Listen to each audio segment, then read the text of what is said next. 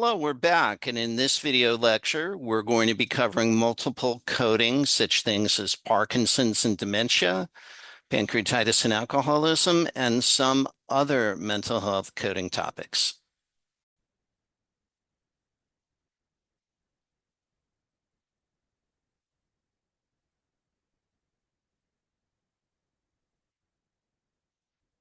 Okay, so with substance abuse disorders, we have alcohol-related disorders. Of course, we have opioid, some of these other things that are in the news a lot, sedatives, hypnotic, what have you, cocaine, stimulants, hallucinogens, nicotine, which many people don't think of as a drug, but technically classified as a drug, inhalant-related disorders, and other psychoactive disorders.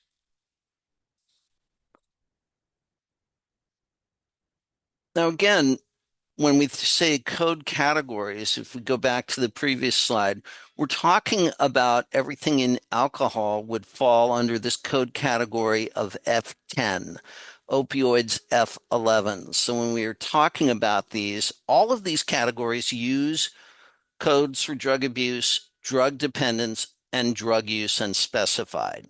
We further divide it when it's present with intoxication, mood disorders, psychotic disorders, and other drug-induced disorders.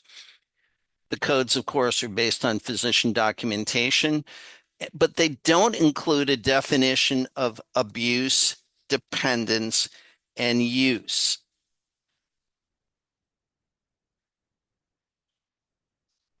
Let's take a look at nicotine dependence. These are codes that fall into code category F17, as we can see here. The codes are available to describe the current or past use of nicotine. The terminology of nicotine abuse or use is not included.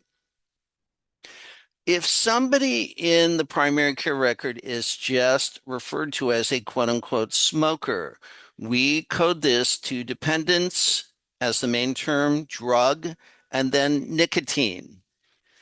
Tobacco use is a description of the patient's status. So we'd use a health status code, in this case, Z72.0. However, there's an excludes one, again, excludes one meaning mutually exclusive, that's included with Z72.0 for dependence. So it depends, if you will, on what's documented. If somebody has a personal history of nicotine dependence, i.e., they're a former smoker, that code is V87.891.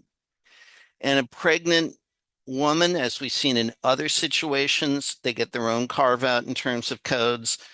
This is pregnancy affected by tobacco in this case. So it's 099.33. Please pay special attention to this section covering guideline 1.C.5.B.2. Very important for coding mental health disorders. There is a hierarchy running from use being the least serious, if you will, to dependence being the most serious. And sometimes we'll see both commingled in the documentation. So we have to have a hierarchy of parsing this out. And here it is. If both use and abuse are documented, we code the more severe condition, which would be the abuse. If abuse and dependence are documented, we would code only the dependence.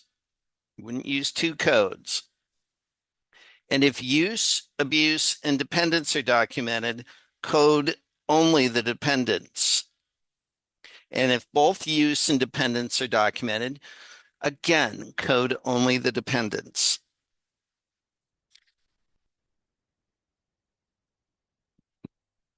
And according to this guideline, codes for psychoactive substance abuse should only be assigned based on the provider documentation and when they meet the definition of a reportable diagnosis. And you can see what a reportable diagnosis is in the coding guidelines, the general coding guidelines.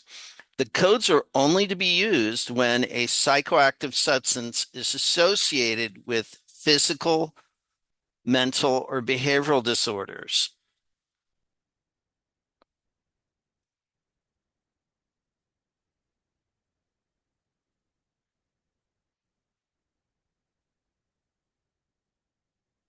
There are other mental, behavioral, and neurodevelopmental disorders besides substance abuse. This could include schizophrenia, which falls into codes F20 through F29, and includes the paranoid, the disorganized, the catatonic, undifferentiated, residual, and other terms. So the term that appears with the main term of schizophrenia will drive the code.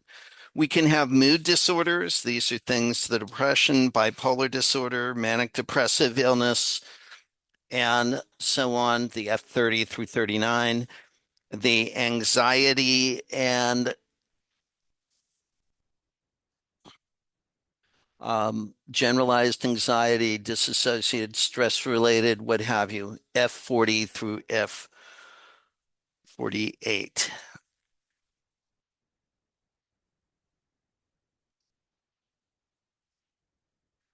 We also have some other ones. We have behavioral syndromes that are associated with physiological disturbance, physical factors. These are the eating disorders, bulimia, anorexia, what have you, the F50 through 59.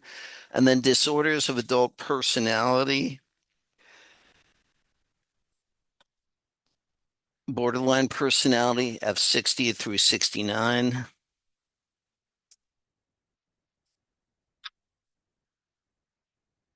And then, of course, we have all different types of things that we see.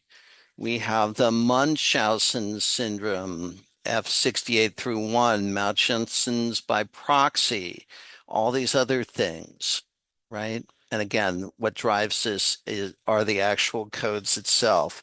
And then we can have intellectual disorders, F70 through 79. And this is a new description for what we formerly used to call mental retardation. And it describes a person's ability to learn and function at an expected level for their age and the activities of daily living, sometimes abbreviated ADL.